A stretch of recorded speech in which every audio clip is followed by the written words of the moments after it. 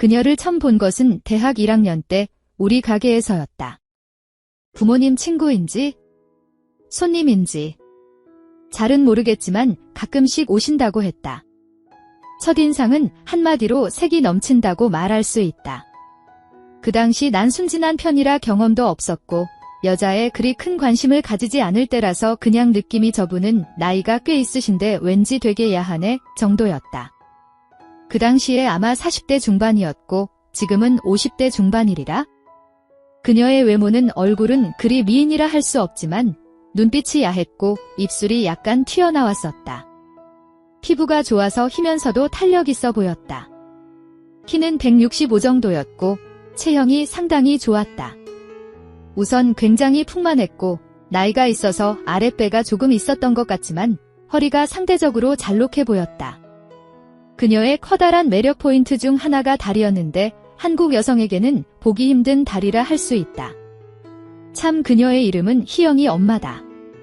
희영이는 나보다 몇 살 어린 그녀의 딸이었다. 나도 본 적은 없지만 자주 볼 수 있는 관계가 아니라서 그 뒤 2년쯤인가 지났던 것 같다. 그동안 한두 달에 한 번 가게에서 잠깐 인사하는 정도였는데 어느 날 그 아줌마가 떠오르는 것이었다. 그 이후에도 상상을 할 때마다 거의 상대는 그 아줌마였다. 그동안 조금은 친해져서 가게에 오시면 나보고 살 좀 찌라는 등 농담도 자주 했고 그때마다 나는 왠지 아줌마도 나를 원하는 게 아닐까? 하는 생각을 했다. 조금 알아보니 남편이 간암으로 얼마 전 세상을 떠났다는 것과 우리 집에서 버스로 10분 정도의 연립주택에 산다는 것을 알아내었다. 아줌마의 모습이나 분위기, 말하는 태도를 생각하면 도저히 남자 없이는 살기 힘든 스타일처럼 보였다. 이게 단지 나의 착각이 아닐까라는 생각도 들었지만 기회를 보고 있었다. 하루는 저녁 8시 무렵에 내가 가게에 잠깐 들렀는데 아줌마가 와 있었고 조금 있다가 친구들과 소주 한잔 하기로 했다면서 나가셨다. 나는 그날 일을 치르기로 마음 먹었다. 나도 곧바로 가게에서 나와서 아줌마를 멀찍이서 따라갔다. 아줌마가 양곱창집으로 들어가는 걸 보고 따라 들어갔는데 거기는 전에도 몇 번 가본 곳으로 입구는 하나이지만 안으로 들어가면 점포는 10여 개가 넘었다. 나는 아줌마의 뒷모습을 확인할 수 있는 자리로 가서 양곱창과 소주를 시킨 후 앉아 있었고 곧 아줌마 친구 한 명이 왔는데 다행히 여자였다. 안도의 한숨을 쉬면서 오랜만에 혼자 술을 마시는 여유를 가지며 천천히 계획을 짰다. 아줌마가 화장실 갈 때 우연히 마주친 것처럼 할까? 여기서 나간 뒤 우연히 마주친 것처럼 할까? 아니면 아줌마 집 앞에서?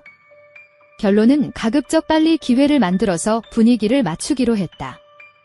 그래서 아줌마가 화장실 가는 걸 보고 따라가서 화장실 입구에서 서 있었다. 보리를 보고 나온 아줌마가 술기운이 오른 눈으로 나를 알아보았다. 어머 현수야, 너도 여기서 술 마시니? 아줌마. 아까 오신다는 곳이 여기였어요? 안에서는 못 본 것 같은데? 친구분은 오셨어요.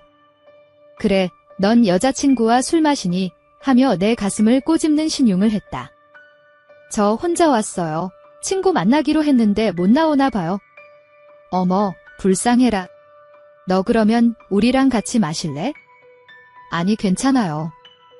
두 분 오랜만에 만나신 거 아니에요? 제가 방해가 될까봐? 맨날 보는 친구라 괜찮아. 왜? 나이 많은 아줌마들이라서 싫어. 아니에요. 아줌마 같은 미인과 함께라면 영광이죠. 어머 너 얌전한 줄만 알았는데 그런 농담도 할 줄 아네. 그럼 우리 자리로 가자. 저 볼일 좀 보고요.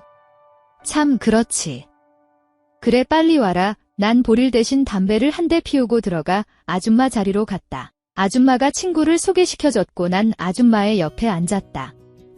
그날 아줌마의 옷차림은 하얀 블라우스에 짙은색 스커트에 커피색 스타킹이었다.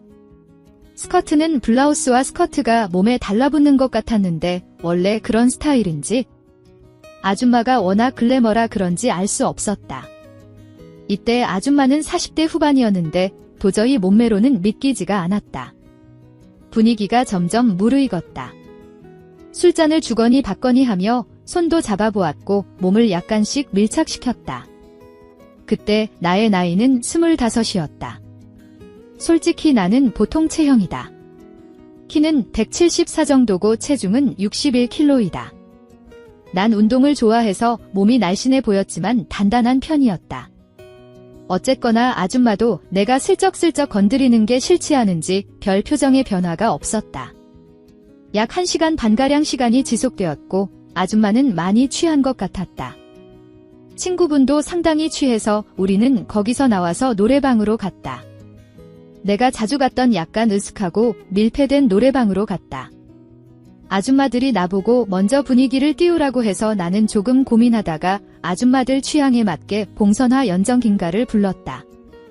솔직히 노래는 확실히 기억이 나지 않는다. 아줌마들도 노래를 부르기 시작했고 친구분이 권유해서 아줌마와 난 친구분이 느린 노래 부를 때 브루스를 추게 되었다. 그러던 중 노래는 끝났고 친구분이 우리를 놀렸다. 너네 연애하냐? 희영엄마 오늘 봉 잡았네. 난 조금 부끄러웠지만 아줌마는 바로 대꾸했다. 왜? 너도 한번 총각 품에 안기고 싶지? 하지만 내 거다. 농담인지 진담인지 그때까지도 솔직히 헷갈렸다. 그런데 조금 후 친구분이 안 보이는 것이었다. 핸드백까지 없는 걸 보고 먼저 간 것 같아서 아줌마한테 물어보니 집에 먼저 갔다고 했다. 난 더 용기를 내었다. 마침 아줌마가 느린 노래를 불렀고 내가 또다시 용기를 내어 말했다.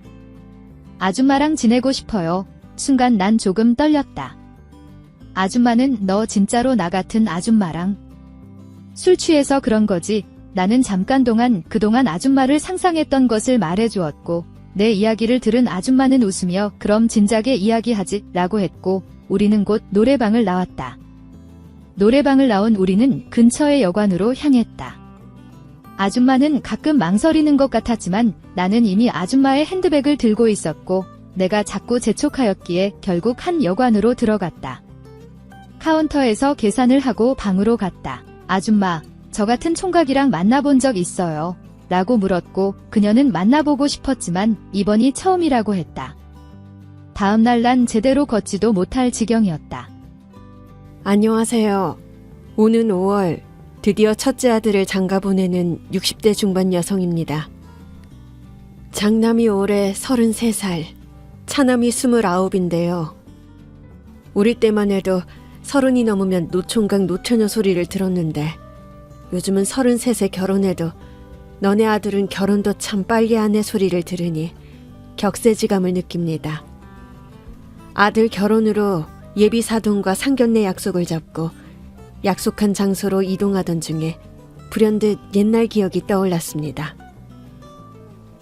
제가 처음 상견례했던 그날로 돌아간 듯 가슴이 뛰었습니다. 그야말로 라떼는 이랬는데 비교하는 마음이랄까요.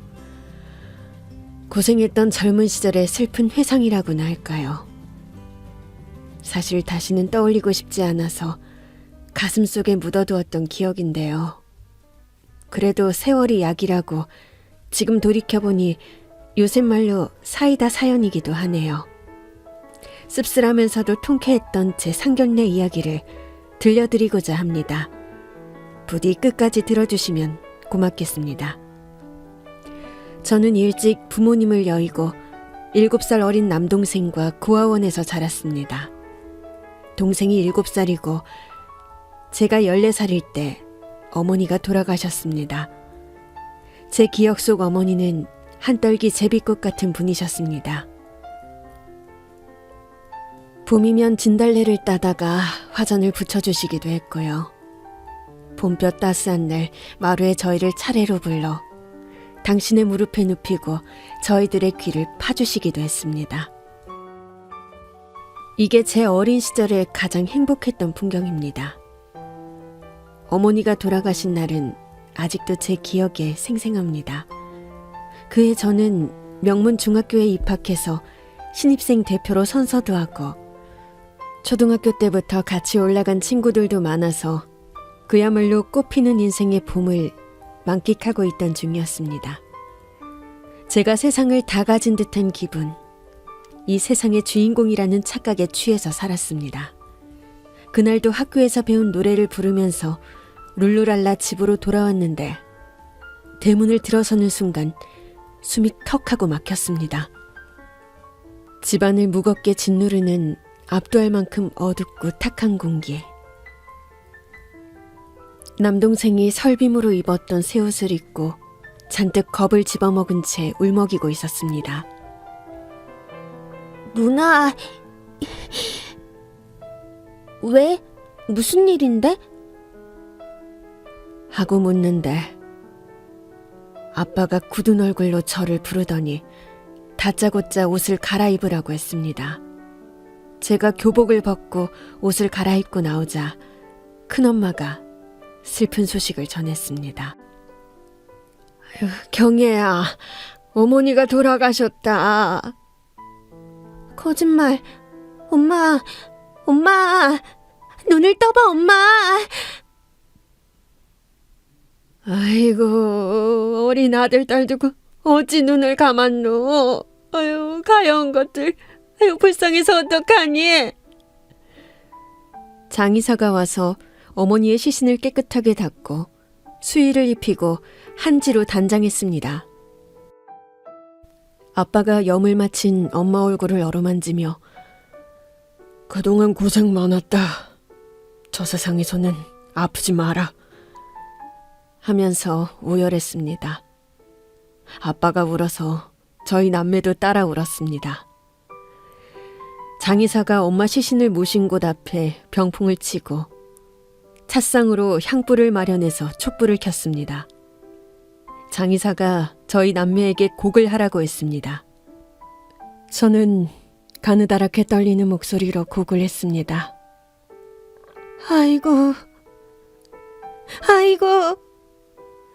아침에 등교할 때만 해도 건강하셨던 어머니가 돌아가셨다니 도저히 믿기지가 않았습니다.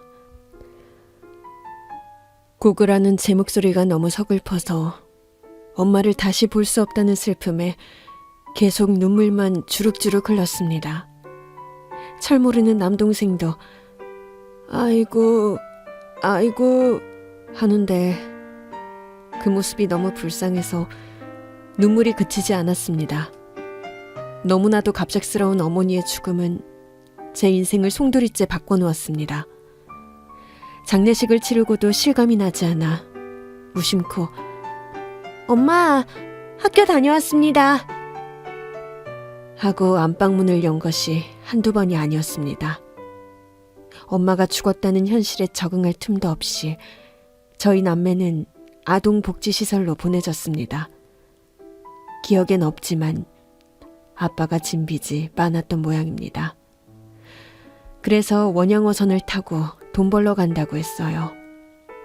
큰엄만 해도 겨우 단칸방에서 입에 풀칠할 정도로 가난해서 저희 남매를 거둘 형편이 못했습니다. 경애야, 경수야, 아빠가 돈 많이 벌어올게. 여기서 잠깐만 기다리고 있어. 아빠, 언제 오는데? 곧. 아무리 늦어도 1년 안에 올 거야. 경애야, 네가 누나니까 경수 잘 보살펴주고 이제 네가 경수 엄마 아빠인 거야. 너만 믿는다. 응, 내가 잘 돌볼게. 잘 챙길게. 엄마 아빠처럼 보살필게요. 아빠도 건강하게 조심히 다녀오세요. 아빠, 꼭 우리 데리러 올 거지? 아빠. 그럼 아빠가 반드시 온다. 너희들 꼭 데리러 온다. 동생과 새끼손가락까지 걸고 약속하며 떠났던 아버지는 그 뒤로 영영 소식을 들을 수 없었습니다. 저희는 졸지에 고아가 됐습니다. 맨 처음 원생들 앞에서 인사를 할 때 경수가 제 손을 꼭 하고 잡으며 제 뒤로 몸을 숨겼습니다. 저는 그때 두려움으로 파르르 떨던 경수의 손을 잊을 수 없습니다. 세상 천지에 오직 남동생과 저, 우리 둘만이 남겨졌다는 생각에 왈칵 눈물이 나올 것 같았습니다. 그래서 저는 무슨 일이 있어도 내 동생의 이 잡은 손을 놓지 않겠다고 다짐하며 손에 힘을 주었습니다. 경수야, 여기도 사람 사는 데야. 누나가 있으니까 괜찮아. 1년만 있으면 아빠도 오실 거야. 그러니까 우리 경수 울지 말고 씩씩하게. 알겠지? 누나. 낯선 고아원 생활이 시작됐습니다. 지금은 그렇지 않겠지만 저 때만 해도 정부 보조금이나 후원금이 적었는지 아니면 중간에 어떤 비리가 있었는지 원생들의 복지가 말도 못하게 나빴습니다. 경제성장기였지만 가난하고 어려운 사람들에겐 더 힘든 시절이었어요. 제가 있던 시설의 원생들 머리에는 이가 득시글거렸고 옷도 남루해서 부모의 돌봄이 없는 버려진 아이들 냄새가 났습니다. 그냥 생김새부터 고아원 출신이라는 인장 같은 게 있었습니다. 그건 아무리 똑같은 교복을 입어도 가려지지 않았습니다. 그리고 배가 고팠습니다. 저는 중학교도 전학을 갔습니다. 자부심을 느꼈던 명문 중학교였는데 아쉬움이 컸습니다. 그래도 학교 점심시간에 무료 급식으로 식빵 한 조각과 우유 한 통이 나오는데 그게 그렇게 반가울 수 없었습니다. 저는 먹고 싶은 마음을 꾹꾹 누르고 몰래 챙겨두었다가 나중에 남동생에게 주었습니다. 나중에 제 사정을 아는 선생님이 애들이 안 먹고 남긴 식빵과 우유를 가져가라고 따로 챙겨주셨습니다. 고아원 아이들 몰래 남동생을 불러내서 그날의 빵과 우유를 먹였습니다. 경수야, 이거 먹어. 와, 빵이다, 빵. 누나, 그거 알아? 빵 한 입 앙 씹고 목으로 넘기기 전에 우유를 마시면 냠냠 진짜 고소해. 진짜 맛있다. 그렇게 맛있어? 우리 경수 많이 먹어? 누나는? 누나는 안 먹어? 누나는 학교에서 엄청 많이 먹었지. 누나, 나도 빨리 학교 가고 싶어. 그럼 빵도 우유도 마음껏 먹을 수 있잖아. 그래, 몇 달만 더 있으면 우리 경수도 초등학교 입학이네? 누나, 나는 학교 가면 공부 열심히 할 거야. 그래서 나중에 훌륭한 사람이 돼서 못된 형아들 복수할 거야. 왜? 누가 너 괴롭혀? 아니, 그런 건 아닌데. 아니긴 뭐가 아니야. 누구야? 정철아 패거리가 애들 때리고 다닌다던데. 너도 맞은 거야? 그런 거야? 아니야. 네, 배고픔보다 더 견디기 힘든 건 고아원 언니 오빠들의 무시와 괴롭힘이었습니다. 고아라고 다 같은 고아가 아니었습니다. 제가 있던 시설은 갈 곳 없는 전쟁 고아들을 돌보면서 출발했지만 나중에는 부모가 없는 아이보다 부모가 버린 아이들이 더 많았습니다. 부모를 잃은 진짜 혈혈단신인 아이들은 저희가 부모가 있다는 것만으로 증오심에 불타 무지막지한 왕따와 구타를 주도했습니다. 부모에게 버림받은 것도 서러운데 언니 오빠들은 분풀이를 하듯 어린 저희들에게 그렇게 했습니다. 시설에서는 7살만 돼도 강제 노동에 동원됐습니다. 밥값을 하라고 돌밭을 일구어 화단이나 텃밭을 만드는 자비를 시켰습니다. 저 또한 매일 언니 오빠들의 폭력에 시달렸고 학교 성적은 계속 떨어졌습니다. 식사 시간에 무심코 식판 들고 줄 서 있는데 까분다면서 제 어깨를 밀었고 언니들의 빨래와 청소를 대신하지 않는다고 심부름을 빨리 하지 않는다고 언니들이 제 머리채를 잡았습니다. 언니 오빠들의 주먹과 발길질로 저희들의 심신이 하루하루 단련이 되어갔어요. 정말 고아원 생활하면서 얻은 것이라곤 강한 맷집과 눈치밖에 없었습니다. 가난한 환경에 구타와 폭력에 시달리면 나중에 일탈 행위를 할 확률이 높다고 하잖아요. 설상가상으로 남동생 경수가 초등학교에 들어가면서 부쩍 질이 나쁜 형들 무리에 어울리는 걸 종종 보게 됐습니다. 안 그래도 불쌍한 아이들을 불러다가 괴롭히는 무리를 졸졸 따라다니면서 경수가 배울 건 뻔했습니다. 이러다가는 경수의 미래가 건달 아니면 깡패가 될 것 같았어요. 머지않아 제가 교도소에 복역하는 경수를 면회가는 일이 생길지도 모르겠다 싶었어요. 저는 어서 빨리 이 지옥에서 벗어나야겠다고 생각했습니다. 더 이상 연락도 없는 아버지를 마냥 기다리고 있을 순 없었어요. 그래서 중학교를 졸업하던 해 저는 10살 된 남동생 손을 붙들고 고아원을 도망쳐 나왔습니다. 막상 나오니 갈 곳이 없었습니다. 옛날 기억을 더듬어 큰어머니 댁을 찾아갔어요. 제발 하루만 재워달라고 애원했습니다. 큰어머니는 저희를 불쌍히 여기고 집안으로 들이셨지만 5이나 되는 사촌이 사는 집에 더부살이할 형편이 아니었습니다. 큰어머니 댁에 일주일 정도 머물렀는데 어느 날 큰어머니가 어쩔 줄 몰라 하시며 저희에게 외갓집으로 가면 어떻겠냐고 하셨어요. 경애야, 어떡하지? 오늘 오후에 첫째가 제대해서 집으로 온다는데 방이 없잖니. 미안하다. 너희들 외갓집으로 가는 게 어떻겠니? 외갓집 기억하지? 시외버스 타고 가면 되는데. 그럼요, 큰엄마. 물론 기억하고 말고요. 그동안 너무 고마웠어요. 아휴, 우리 사는 형편도 이래서 조카도 올 처지가 못 되네. 미안하다. 연신 미안해하는 큰엄마를 뒤로하고 저희 남매는 또 거리를 헤맸습니다. 사실 시골에 있는 외갓집은 어떻게 가야 할지 몰랐습니다. 외삼촌 전화번호를 받았지만 다들 어려운 형편이란 걸 저도 알고 있었습니다. 그런데 동생이 우리 이러지 말고 고아원으로 다시 가자. 고 하면서 저를 보챘습니다. 누구 때문에 이 고생을 자초했는데 싶은 마음에 저도 모르게 발끈 화를 냈습니다. 너 내가 거길 왜 나왔는지 몰라? 몰라서 이래? 누나 갈 데도 없는데 어떡해. 고아원에는 잘 데라도 있잖아. 너 정철아 패거리랑 어울리려고 그러잖아. 네가 걔네 행동대장이야? 왜 걔들 똘마니처럼 굴어? 똘마니 아니야. 나는 누나 걱정해서 그런 거야. 안 그러면 누나 가만 안 둔다고 그러잖아. 나는 누나밖에 없는데 누나한테 무슨 일이 생길까봐 겁나서 그랬어. 하면서 동생이 참았던 눈물을 뚝뚝 흘렸습니다.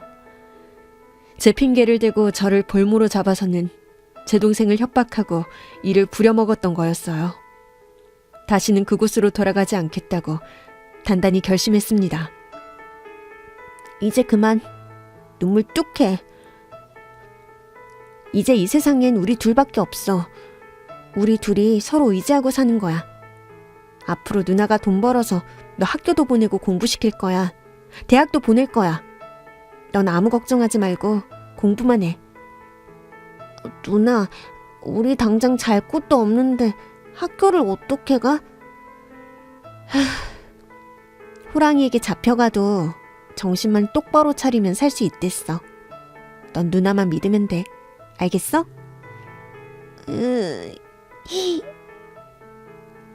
뭐야, 누나를 못 믿어? 누나가 무슨 수를 써서라도 너 하나 먹여 살릴 거야.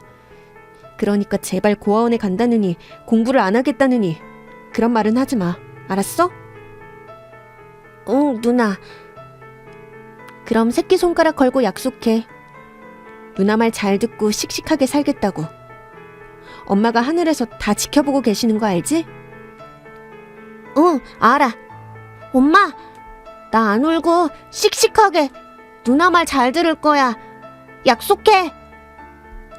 동생이랑 모질게 마음을 다 잡았건만 당장 머리를 눕히고 다리를 뻗을 방 한 칸이 없었습니다.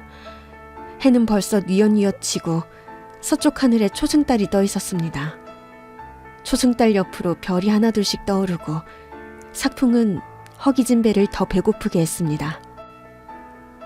바람은 차고 배는 고프고 저희 신세가 하도 처량해서 저절로 눈물이 나왔지만 남동생 앞이라 얼른 눈물을 훔치고 의연한 척했습니다. 동생 손을 잡고 무작정 걸었습니다. 밤은 깊어 자정 통금 시간이 다 되어가는 시각. 골목길 입구에 세워둔 반가운 포장마차 하나가 눈에 들어왔습니다. 경수야, 저기 불빛 보이지? 저기 가보자. 무작정 들어간 포장마차는 수레에 풀빵을 파는 아저씨와 아주머니가 그날 장사를 끝낼 준비를 하고 있었습니다. 아저씨, 그 연탄불 끄지 마세요. 저희 오늘 여기서 자야 해요. 저도 모르게 울면서 그렇게 말했습니다. 아저씨는 교복을 입고 있는 저를 보더니 대뜸 너희들 가출했지? 이 녀석들아! 부모가 제 자식 잘 되려고 야단도 치고 매도 들고 그러는 거야. 집에서 걱정하실 테니까 어서 집으로 돌아가거라. 하시면서 반쯤 타고 있는 연탄불에 물을 부어버렸습니다. 파시식하고 꺼져가는 연탄불을 보고 저는 울면서 고아라고 우릴 걱정할 부모님은 없다고 당장 오늘 잘 곳이 없다고 그래서 여기 연탄불 옆에서 자려고 했던 거라고 대성통곡을 했습니다. 제 사연을 들은 아주머니가 아유, 애들이 고생이 많았네 하시면서 제 손을 잡아주셨습니다. 아저씨가 팔다 남은 풀빵을 주셔서 경수에게 주셨고 허기져서 쓰러질 것 같았던 저희는 풀빵을 허겁지겁 나눠 먹었습니다. 저희 먹는 모습을 불쌍하게 보신 아주머니가 오늘은 자기 집에서 자고 가라고 해서 남동생과 함께 아주머니 댁으로 갔습니다. 풀빵 아저씨네 집은 단칸방이었는데 방으로 들어가니 아이 셋이 나란히 자고 있었습니다. 남동생을 그 옆에 눕히고 저는 방구석에 자는 둥 마는 둥 웅크리고 앉아 밤을 보냈습니다. 아무리 생각해도 내가 학교를 다니는 건 무리야. 일단 취직을 하고 동생이랑 살 빵을 구하자. 이런저런 계획을 세웠습니다. 다음날 아침에 풀빵 아주머니가 끓여주시는 우거지죽을 맛있게 먹고 저희 남매는 길을 떠났습니다. 아주머니, 저희를 재워주신 이 은혜를 평생 잊지 않을게요. 고맙습니다. 감사합니다. 아유, 우리 형편이 조금만 좋아도 도와줄 텐데 미안하구나. 젊어서 고생은 돈 주고 사서도 한단다. 용기를 잃지 말고 열심히 살아야 해. 그때부터 저희 남매는 노숙부터 시작해 안 해본 일이 없었습니다. 저는 당장 숙식 제공이 되는 봉제 공장으로 들어갔고 남동생은 큰엄마 도움을 받아 초등학교에 보냈습니다. 전국의 소녀들이 몰려들었던 봉제 공장의 작업 환경은 너무 열악했습니다. 먼지가 폴폴 날리는 곳에서 아침 8시부터 밤 10시까지 쭈그리고 앉아서 일했는데도 어리다고 무시당하고 월급을 떼었습니다. 그때 친한 언니가 좀 더 좋은 조건의 양말 공장으로 간다고 해서 저도 따라 직장을 옮겼습니다. 그곳에서는 아무 말 없이 하루 종일 앉아서 양말만 만들었습니다. 그래도 제 월급은 남동생과 같이 살 방의 월세를 내고 나면 턱없이 모자란 돈이었습니다. 그래서 악착같이 신문 배달, 우유 배달, 수산시장 막노동까지 돈이 되는 일이라면 무슨 일이든 틈만 나면 시간을 쪼개서 했습니다. 그래서 만일 악마가 영혼을 팔라고 했으면 당장 얼마 줄 거냐고 흥정을 하고 제 영혼을 고가에 팔았을지도 모릅니다. 하지만 동생을 생각해서 마음을 다 잡았습니다. 우유 배달하고 남은 우유는 청소년기에 접어든 남동생의 좋은 영양 간식이 되어주었습니다. 동생을 배불리 먹이지 못하는 것이 늘 미안했습니다. 그렇게 저는 오직 남동생을 대학까지 보내겠다는 일념으로 살았습니다. 다행히 동생은 공부를 곧잘 했어요. 공부머리가 좋아서 시험만 쳤다 하면 100점을 받아왔습니다. 기특하고 대견했어요. 남동생이 가져오는 생활통지표와 성적표를 볼 때마다 제가 하는 고생이 하나도 힘들지 않았어요. 남동생은 제 뒷바라지가 헛되지 않게 새벽까지 코피를 흘려가며 공부했습니다. 공부에 매진하는 동생을 보고 있자니 제 안에 묻어두었던 공부에 대한 갈증이 스물스물 올라왔습니다. 그래서 방법을 알아보니 검정고시로 고등학교를 졸업하고 대학에 갈 수 있다고 했어요. 열심히 돈을 모아서 학원에 등록했습니다. 낮에는 공장에서 일하고 밤에는 학원에서 공부하면서 검정고시를 봤습니다. 그래서 저는 국비가 지원되는 국립대 간호학과 야간과정에 진학했어요. 예나 지금이나 간호사 초봉은 대기업 초봉만큼 높았습니다. 간호사가 되면 방 2칸짜리 집을 구해 남동생 공부방을 만들어주고 싶었습니다. 저는 공부할 수 있다는 것에 감사하며 주경 야독을 했습니다. 밤잠을 줄여가며 공부를 하니 낮에는 늘 하품을 하고 꾸벅꾸벅 졸았습니다. 점심시간마다 병든 병아리 마냥 벽에 기대서 졸고 칼퇴를 하려고 눈치를 보고 있으면 작업반장님이 송충이는 솔잎을 먹어야지. 갈잎을 먹으면 대진다. 그냥 남편 잘 만나서 결혼이나 할 것이지. 네 주제에 대학은 무슨 대학이고. 하면서 저를 비난하셨습니다. 그런데 사실은 작업반장님이 말만 그렇게 모질게 하고 뒤로는 몰래 제 사정을 많이 봐주셨습니다. 학교 수업이 있어서 제가 일찍 나가야 하는 날이면 작업반장님이 저랑 눈도 마주치지 않고 괜히 호통을 치셨습니다. 니 뭐하노 인경애? 어물쩡거리지 말고 얼른 안 가나? 저게 저래 가지고 대학을 졸업하겠나? 정신머리하구나. 그러면 저는 저를 쳐다보지도 않는 작업반장님을 향해 90도로 꾸벅 인사를 하고 학교로 갔습니다. 학교 다녀오겠습니다. 학교로 가는 버스에서 창문에 머리를 박고 자다가 제가 내릴 정류장을 놓친 적도 많았습니다. 그래서 버스에서 눈을 동그랗게 뜨고 안 자려고 무지하게 애를 썼습니다. 그렇게 대학을 무사히 졸업하고 대학병원에 취직해서 10년 동안 다녔던 공장을 그만둘 때 작업반장님은 축하하는 마음과 아쉬움에 눈물을 훔치셨습니다. 내는 네가 꼭 여기 탈출할 줄 알았다. 네 같은 악바리가 안 되면 누가 되겠노? 니는 뭐래도 성공할 끼다. 반장님 덕분에 대학 졸업할 수 있었어요. 너무 고맙습니다. 부모도 없는 저에게 어머니 같은 분이셨어요. 늘 건강하세요. 그동안 10년 가까이 한솥밥을 먹었던 작업반장님과 동료들의 축하를 받으며 저는 양말 공장을 나왔습니다. 간호사가 됐다고 당장 경제적인 여유가 생기지 않았습니다. 방 2칸짜리 집을 구하는데 빚을 졌기 때문에 열심히 갚아야 했기 때문입니다. 최소한의 생활비만 남기고 나머지는 모두 동생 뒷바라지로 들어갔습니다. 제가 먹고 싶은 것, 입고 싶은 것, 하고 싶은 것은 잠시 미루고 남동생이 필요한 학습교재, 학원비, 남동생이 먹고 입고 하고 싶은 것에 투자를 했습니다. 주말 대의 근무일 때는 퇴근하고 동생이 먹을 보양식을 준비하기도 하고 도서관에서 돌아오는 동생을 마중 나가기도 했습니다. 누나, 종일 일하고 피곤할 텐데 그냥 쉬지. 왜 나와 있어? 오늘 보름이라 달도 밝고 달빛 아래 동생이랑 단둘이 데이트하려고 그러지? 에? 누님, 얼른 남자친구를 만드세요. 저처럼 어린 남자 좋아하지 말고요. 이 녀석이 어리다고 비싸게 구는구만? 그래, 알았다. 내일 당장 가서 남자친구를 물색해봐야겠군? 예, 제발 그렇게 해주세요. 그나저나 너 진로는 결정했어? 대학 전공 결정해야 하잖아. 그럼요. 벌써 다 정했죠.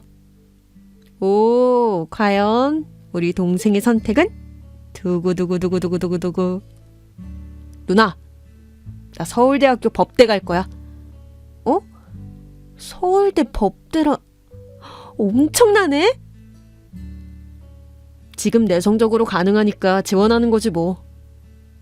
그래, 네 성적으로 충분히 갈 수 있겠지. 그런데 누나는 너가 계속해서 힘든 공부하는 게 마음에 걸려. 좀 놀맨놀맨해도 되는 그런 일 했으면 좋겠어. 누나, 기억나? 나 고아원에서 많이 맞고 자랐잖아. 그때 나중에 훌륭한 사람이 돼서 나쁜 형아들한테 복수하겠다고 한 거. 기억나지. 내 동생 얼마나 당차고 씩씩했는지 알지. 그때 고아원에서 어렴풋하게나마 삶의 부조리를 본 것 같아. 부모를 잃고 버림받아서 같은 처지에 있는 사람들끼리 서로 믿고 의지하며 도와야 하는데 오히려 폭력을 가하고 괴롭히는 걸 보면서 이건 부당하다고 생각했어. 나는 착한 사람이 착하게 살고 나쁜 사람은 벌을 받는 그런 원칙이 지켜지는 정의로운 세상을 만들 거야.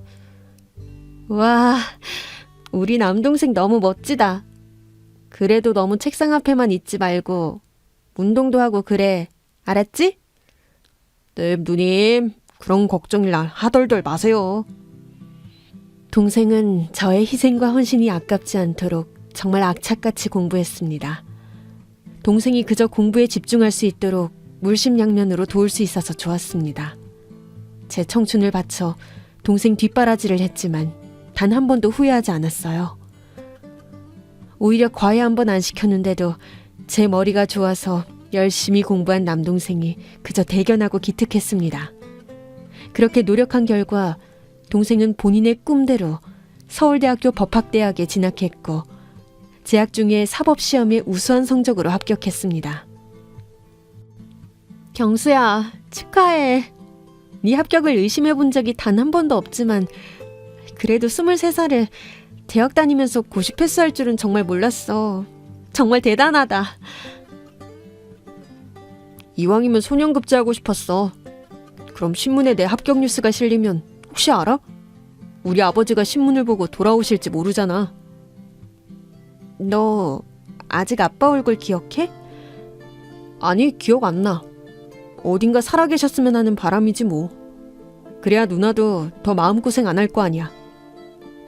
이제 누나 고생 안 했으면 좋겠어. 내가 무슨 고생을 한다고 그래. 나 한 번도 그런 생각한 적 없어. 이 녀석이 이 좋은 날 누나를 울리고 있어. 누나, 나 앞으로 정말 정의로운 검사가 될 거야. 죄를 지은 사람은 벌을 받고 억울한 사람은 형량을 낮춰줄 줄 아는 그런 검사. 법 앞에 어떤 권력도 군림할 수 없도록 검사라는 이름이 부끄럽지 않도록 할 테야. 그래, 경수야. 돌아가신 엄마도 대견하다고 칭찬하시겠다. 이게 다 누나 덕분이야. 누나한테 절이라도 해야겠는데? 누나, 얼른 내 절 받아. 아니, 왜 이래 민망하게 이러지 말고. 우리 동네에 합격떡 돌리고 하늘에 계신 엄마한테도 인사드리자. 저는 남동생 고시 합격을 축하하는 기념떡을 주문해서 병원과 이웃 주민들에게 돌렸습니다. 그리고 엄마 유골을 뿌린 곳에 가서 엄마를 위해 차와 떡을 올렸어요. 엄마가 좋아했던 백설기와 약밥을 보자 엄마 생각에 북받쳐 절로 눈물이 흘렀습니다. 엄마, 들려요? 경수가 소년급제했어요. 겨우 23살에 그 어려운 고시를 패스했다고 뉴스에도 나와요. 우리 경수 정말 대단하죠? 엄마, 하늘에서도 잘 보이죠? 우리 씩씩하게 잘 살고 있는 거. 엄마도 축하해주세요. 엄마, 엄마, 엄마. 남동생은 아무 말도 못하고 북받쳐 울기만 했습니다. 남동생의 합격 소식은 대문짝만하게 신문에 실렸지만 아빠의 소식은 없었습니다. 나중에 아빠 친구라는 분에게서 미국에 갔던 아빠가 차이나타운에서 갱들의 싸움에 휘말려 총상을 입었다는 충격적인 이야기를 들었습니다. 그게 사실인지 아닌지는 알 수 없고 믿기지도 않았습니다. 그래도 저희를 만나러 오지 못한 이유라기엔 너무 슬픈 이야기였어요. 사법연수원에 들어간 남동생은 성적이 좋아서 곧바로 서울지방검찰청 발령을 받아 검사 생활을 시작했어요. 그즈음 저에게도 남자친구가 생겼습니다. 농산물 도매업을 하는 남자였는데 저희 병원에 입원했다가 제가 간호하는 모습을 보고 한눈에 반했다며 하루가 멀다 하고 병원을 찾아왔습니다. 병원 앞에서 퇴근하는 저를 기다렸다가 삐죽삐죽 나타나서 우리 우동 한 그릇 해요. 하거나 갑자기 소나기가 내리는 날이면 커다란 남새구산을 들고 와서 경혜 씨, 우리 같이 써요. 하는 그 남자의 애정 공세가 마냥 싫지 않아서 조심스럽게 한번 만나고 호감이 생겨 2번 데이트하고 그러다가 처음으로 연애를 하게 됐습니다. 그 남자는 제가 고아로 자랐고 남동생 뒷바라지로 모아놓은 돈이 없다는 걸 알고도 저를 끔찍이 아껴주고 좋아해 주었습니다. 그런 한결같은 마음에 감동을 받았을 때 그 남자가 저에게 프로포즈를 했습니다. 경혜 씨, 저랑 결혼해요. 경혜 씨 행복하게 해드리고 싶어요. 자신 있습니다. 진심 어린 남자의 고백에 망설이고 있을 때 남동생이 그러더군요. 누나, 이제 나 신경 쓰지 말고 누나 행복을 찾아갔으면 좋겠어. 이제 나도 어린애가 아니라고. 맞아요. 동생은 이제 제 손길이 필요한 어린애가 아니고 검사로 승승장구하고 있었습니다. 그래서 저도 동생 걱정은 잠시 접어두고 남자친구와 결혼 준비에 들어갔습니다. 결혼을 하자니 저에게 부모가 없다는 것이 흠이 될 것 같아서 불안했습니다. 경제 성장기 그때는 고아에 대한 사회적 편견이 심했어요. 그나마 형제가 있는 경우엔 덜했지만 고아라고 하면 취업은 물론 결혼 기피 대상이었습니다. 그래서 시부모님과의 약속을 잡을 때마다 조마조마했습니다.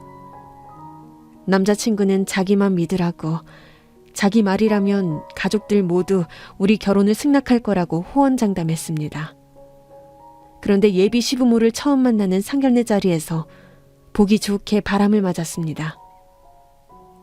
제 딴에는 시댁 어른들에게 잘 보이고 싶은 마음에 머리부터 발끝까지 단정하게 차려입고 나갔는데 남자친구만 덜렁 혼자서 진땀을 흘리고 있으니 저는 부정적인 생각을 할 수밖에 없었어요. 예비 시부모들이 저를 받아들일 수 없는 건 아닐까 하고요. 왜요? 혹시 부모님께서 절 반대하세요? 아니요. 그런 거 절대 아니고요. 이게 참 부끄러워서 말하기가 곤란한데. 뭔데요? 저 때문에 안 나오신 거 아니에요? 아닙니다. 그럴 리가요. 사실은 우리 순덕이가 사고를 쳐서 교장 선생님 호출받고 학교로 가셨어요. 어머, 무슨 일인데요? 교장 선생님이 호출할 일이 뭘까요? 실은 우리 막내가 우리 집안의 사고뭉치거든요. 막내라고 너무 오냐오냐 키워서 비행 청소년의 탈선 이런 거 아시죠? 그랬습니다. 남자친구에게 나이 차이가 많이 나는 여동생이 있었어요. 그때 남자친구의 나이가 33이었는데 여동생이 고등학생이었으니 16살이나 어린 동생이었죠. 아들만 3형제가 줄줄이 있는 집에 늦둥이 막내로 태어난 여동생은 어려서부터 제멋대로 굴면서 자랐다고 합니다. 특히나 시부모님이 장사를 하시면서 집에 늘 계시지 않아서 여동생은 불량한 친구들과 어울려서 밖으로 돌았는데 끝내 학교에서도 사고를 쳐서 난리가 난 모양이었습니다. 큰아들 상견례보다 막내딸 사고 수습이 급했던 거죠. 이렇게 저희 첫 상견례 약속은 파토가 났고 조만간 남자친구의 집으로 제가 직접 인사 가기로 약속을 잡았습니다. 그런데 그날 또 여동생이 사고를 쳐서 예비 시부모들이 학교에 불려가고 나중에는 경찰서까지 불려가느라 예비 시부모님과의 만남은 또 어긋났습니다. 상견례 약속이 2번이나 무산되니까 솔직히 불안하고 찜찜했습니다. 이런 제 낌새를 남동생이 매의 눈으로 알아차리더군요. 누나 무슨 걱정 있어요? 걱정은 무슨.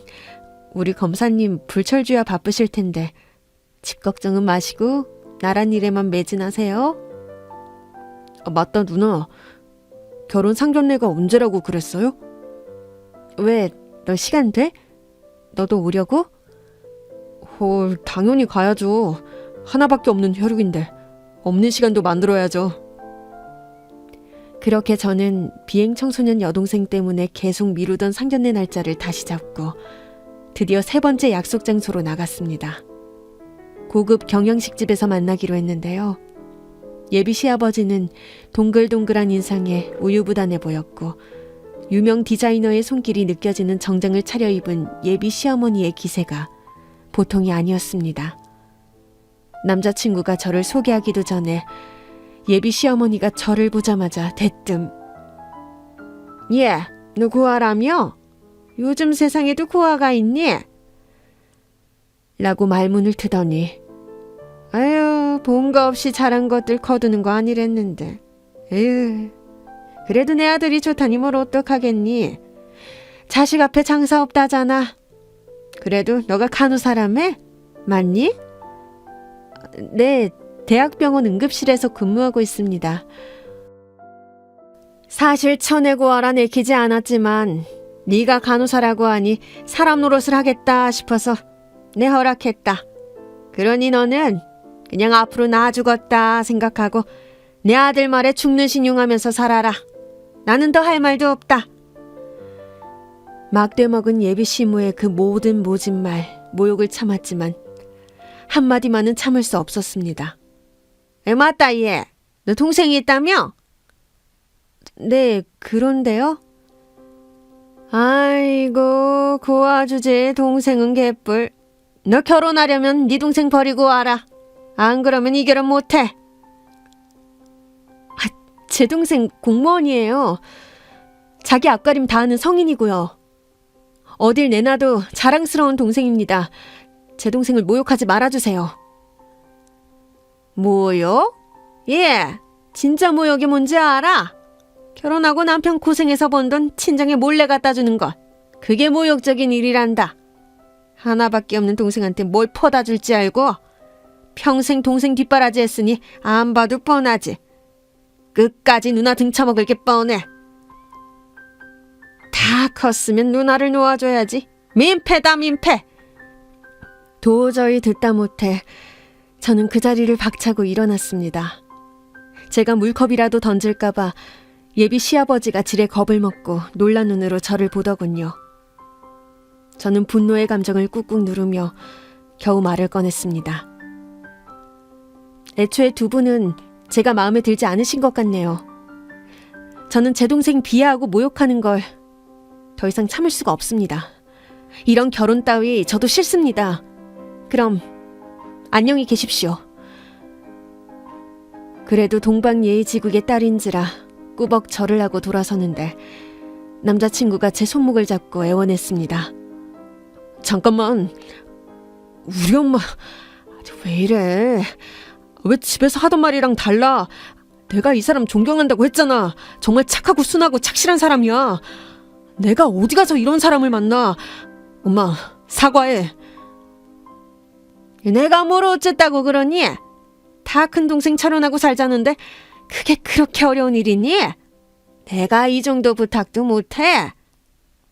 그리고 시어머니 될 사람이 부탁을 하면 예 어머니 하고 따르는 고분고분한 맛도 있어야지. 얘 봐라, 성질머리하고는. 당장 결혼 필요 없어요 하고 일어서는 꼬락서니를 봐. 왜? 뭐? 눈을 독사처럼 부릅뜨면 뭐? 내가 쫄 줄 알고? 아무래도 얘는 텄다 텄어. 하면서 시어머니가 자리에서 일어나 나가려다가 때마침 식당으로 들어오던 남동생과 시어머니가 딱 마주쳤습니다. 아유, 검사님. 누구? 어르신, 안녕하셨어요? 여기 어쩐 일이세요? 어머, 아유, 검사님이야말로 여기 어쩐 일이세요? 정말 여전히 멋있으시네요. 제 동생을 본 예비 시어머니가 동생이 환심을 사려고 갑자기 아부를 하면서 호들갑을 떨며 인사를 했습니다. 저는 상견례가 있어서 그럼 이만. 누님, 제가 늦었죠? 하면서 동생이 저를 향해 손을 들고 인사하는 걸 본 예비 시어머니의 얼굴은 그야말로 사색이 되어 하얗게 썩는 줄 알았습니다. 남동생이 제자리로 오기도 전에 예비 시어머니가 불이 나게 뛰어와서 아직도 어리둥절해서 앉아있는 예비 시아버지 옆으로 가서 앉았습니다. 어머, 아유, 우리 며느리가 검사님 누나셨구나. 그죠? 네, 저희 누님이신데요. 오늘 만나기로 한 분이 이분이셔? 저는 아까 예비 시무가 던진 모욕을 곱씹으며 어떻게 해결해야 할까 생각 중이었습니다. 아유, 네, 우리 며느리 동생이 검사님이셨구나. 예비 시무는 언제 그랬냐는 듯이 당장 절이라도 올릴 듯이 저희 앞에서 굽실굽실 거렸습니다. 아유, 검사님 가족이라면 미리 말씀 좀 해주시지. 오늘 상견례 할 것도 없이 이 결혼 난 찬성입니다. 대찬성, 대환영. 얼른 우리 결혼합시다. 이 결혼 바로 가자. 네? 결혼이요? 아가, 내가 좀 전에 한 말은 오해하지 마. 아이, 그건 내 미스테이크. 아유, 내 입이 제멋대로 나불나불거렸네.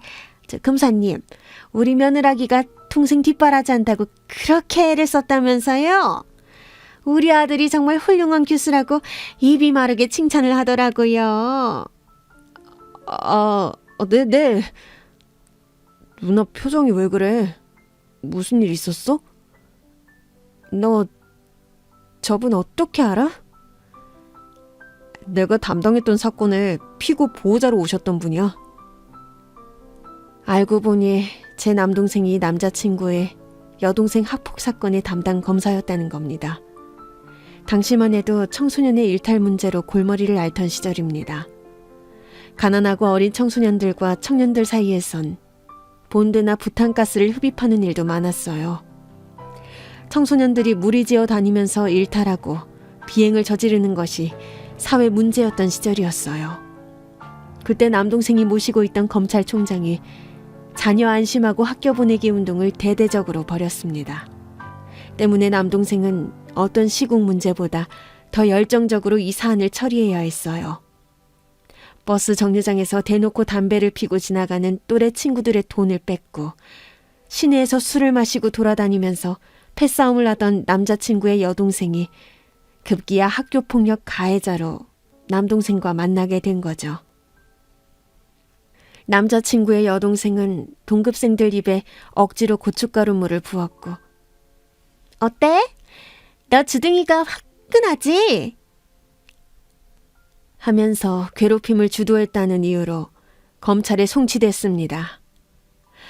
검찰청에서 조사할 때도 예비 시모가 앞뒤 구분하지 못하고 자기 딸을 두둔한답시고 아유 그것들은 매운맛 좀 봐야 되니까 우리 딸이 그런 거예요.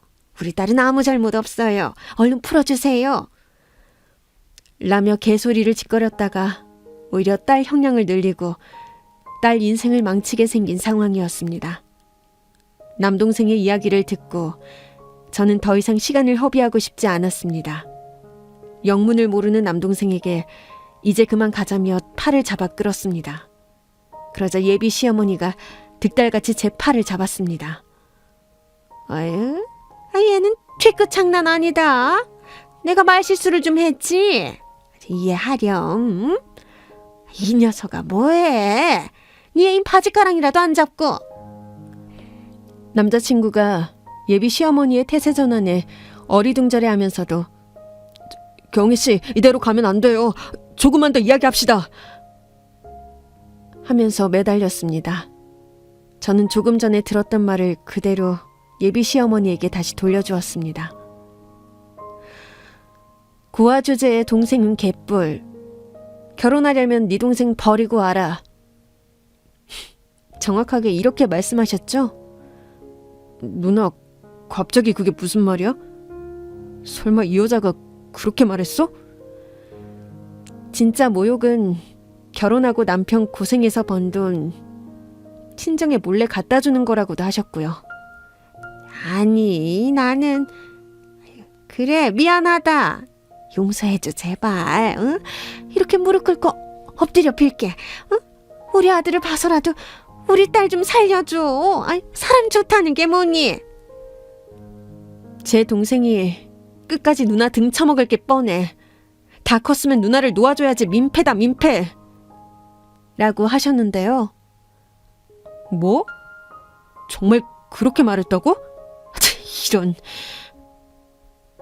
제 남동생이 듣기 거북하다는 표정으로 예비 시무를 노려보자 시겁한 예비 시무는 그 자리에서 테이블 위에 있던 고춧가루물을 자기 입에 들이부으며 저와 남동생에게 용서를 빌었습니다.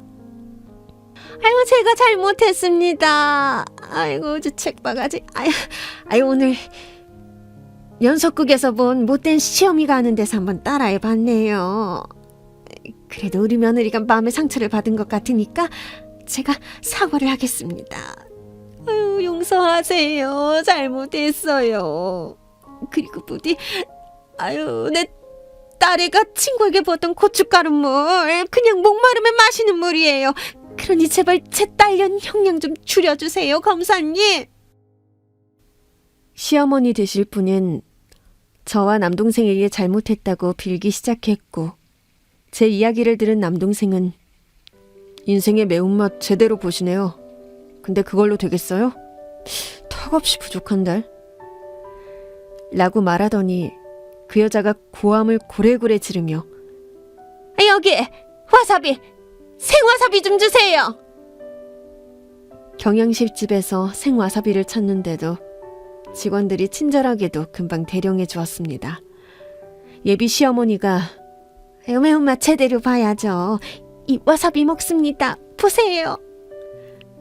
하면서 제 손으로 생와사비까지 한 움큼 입에 짜넣었습니다. 그리고 자기 남편에게도 당신도 해. 하면서 예비 시아버지 입에도 생와사비를 구겨 넣었어요. 부부가 와사비를 입에 물고 있으니 눈물과 콧물이 나이아가라 폭포처럼 흘러내렸습니다. 그 모습을 보고 남자친구가 얼른 휴지를 가져와서 자기 부모님 얼굴을 닦아주었습니다. 남동생이 저는 그냥 매운맛 좀 보시라고 했을 뿐인데 왜들 이러시는지 하면서 머쓱해했습니다. 예비 시어머니가 눈물 콧물 범벅이 되어 소리쳤습니다. 너 우리 아들 사랑하잖아. 결혼하려고 오늘 이 자리 나온 거 아니니? 사람 마음이 어떻게 변하니? 내 아들과 너 결혼하는 거 허락한다고. 제발 우리 버리지 마. 응? 가자 경수야. 내가 살면서 이렇게 더러운 꼴 볼 줄 몰랐는데 미안하다. 앞으로 이런 험한 꼴은 우리 인생에 없어. 가자. 제가 참지 않고 자리를 박차고 일어나자 예비 시무가 제 바지가랑이를 또 붙잡고 빌었습니다. 이 손 놓으세요. 안 돼. 우리 딸 살려주고 가. 응? 우리 아들하고 결혼 약속하고 가. 남동생이 어허, 그 손 놓으세요. 하고 으름장을 놓으니 예비 시무가 깨갱하고 손을 슥 놓는 척 했습니다. 발목이 풀린 제가 걸음을 내디디려고 하자 다시 바지가랑이를 잡고 매달렸습니다. 아이고 아가, 이대로 가면 어떡해. 살려다오. 우리 집 좀 살려줘. 저는 무릎을 구부리고 앉아서 예비 시어머니의 손을 잡고 힘주어 말한 뒤 강하게 뿌리쳤습니다. 세상만사 자업자득이에요. 불과 10분 전만 해도 일이 이렇게 될 줄 상상도 못하셨죠? 이제 말 함부로 하지 마세요. 어르신 정말 구질구질하네요. 이게 다 자기 복이죠. 뭐 제 복을 제 발로 뻥 차는 병신 육갑의 현장 잘 봤습니다. 그럼 이만 들어가십시오. 따님 형량 조정은 절대 생각지도 마시고요. 저희 누나한테 연락하시면 형량 2배, 3배로 늘려버릴 테니까. 알겠어요? 남동생이 제 손을 잡고 식당을 나왔습니다. 문을 닫는데 돌아와. 돌아오라고. 나 돌아갈래. 애타게 울부짖는 예비 시어머니의 목소리가 처량하게 경양식당을 울려 퍼졌습니다. 당연히 남자친구와도 그대로 이별이었습니다. 그래서 어떻게 됐냐고요? 저는 남동생의 대학 동기와 결혼을 했습니다. 이 사람은 우수를 해서 저보다 2살이 어린 남자였는데요. 저희 집에 자주 놀러와서 죽치고 있을 때마다 제가 라면을 끓여주거나 김치전, 감자전을 부쳐주면 그렇게 맛있게 먹더라고요. 저희 집에 올 때마다 호떡이며 풀빵이며 붕어빵을 사들고 와서 건네주곤 했습니다. 남동생은 자기 친구와 제가 연결되기를 내심 바라지 않는 눈치였는데 제가 막장 상견례를 겪고 파혼을 하자 그 친구가 자꾸 소개시켜달라고 떼를 쓴다며 하는 수 없이 만남을 주선해 주었어요. 그 친구도 사법고시에 패스해서 변호사로 일하고 있었습니다. 누님, 저는 경수집에 갈 때마다 누님이 구워주시던 김치전 맛에 반했습니다. 병원에서는 벨기에 천사시고 저한테는 김치전의 요정이십니다. 그러면 김치전집 딸이랑 만나. 아이, 그건 또 아니지. 누님, 저 3번만 만나보세요. 제가 어떤 놈인지 보시고 내치더라도 그때 결정하세요. 저는 누님을 행복하게 해드리고 싶고요. 그렇게 해드릴 자신이 있습니다. 요새 아이들이 똥차가고 벤츠 온다는 말을 한다던데 제가 그랬습니다.